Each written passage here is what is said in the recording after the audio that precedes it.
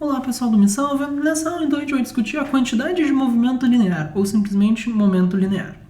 A quantidade de movimento é uma grandeza que leva em conta não só a velocidade de um corpo, o quão rápido ele está se mexendo, como também o quanto de matéria, a massa do corpo que está se mexendo.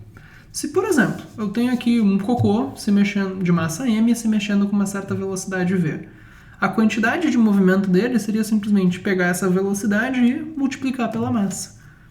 A ideia, para lembrar, gente, é bem fácil. A quantidade de movimento é simplesmente a quantidade de movimento. A formulinha lembra o nome, quantidade de movimento, que é igual a mv, ou quem se move, né?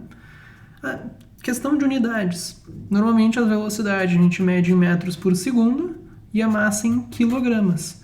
Como para achar a quantidade de movimento a gente está multiplicando, quilograma por metro por segundo, a unidade é simplesmente quilograma vezes metro por segundo. Então, um outro detalhe que é importante lembrar é o seguinte: a quantidade de movimento, gente, é uma grandeza vetorial. Ela tem direção, ela não só tem um valor, um módulo, como ela também tem uma direção e sentido.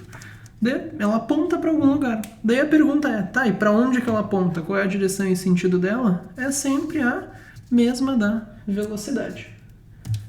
Então, por exemplo, eu tenho esse cocô aqui se mexendo com uma velocidade para cá, ele vai ter também um vetor, quantidade de movimento, apontando para cá, cujo módulo é simplesmente a massa vezes a velocidade. Mas na prática, que diferença que faz ela apontar para algum lugar, ela ter o sentido?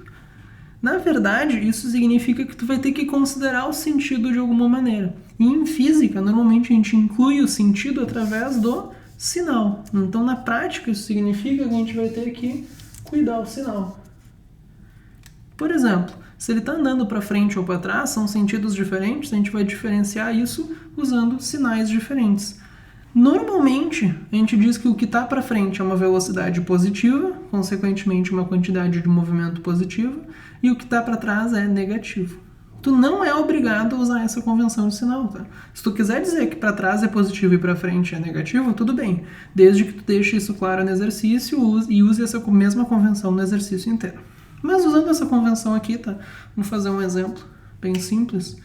Vamos dizer que aqui eu tenho um carrinho, tá, de massa 2 kg, e ele está se movendo para frente com uma velocidade de 3 metros por segundo. A quantidade de movimento dele seria o quê? Massa vezes velocidade.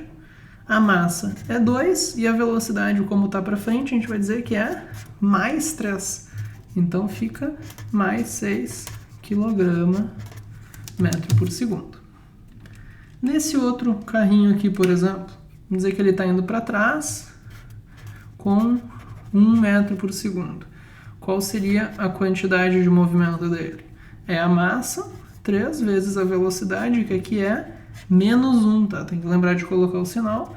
Então isso vai dar menos 3 kg metro por segundo. Então existe um vetor aqui, quantidade de movimento, de 6 kg metro por segundo, e esse cara também tem aqui um vetor, quantidade de movimento, de módulo 3 kg metro por segundo.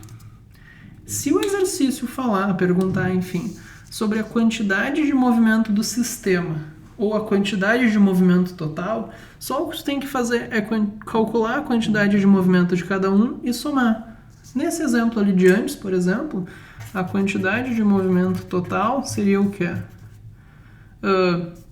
Mais 6 para esse carrinho, menos 3 para aquele ali, fica mais 3, o quê? Quilograma metros por segundo. Então essa seria a quantidade de movimento total ou a quantidade de movimento do sistema, considerando então os dois carrinhos. Tá, então por essa hora é isso, tá, gente? Muito obrigado pela atenção, espero que vocês tenham gostado e até a próxima.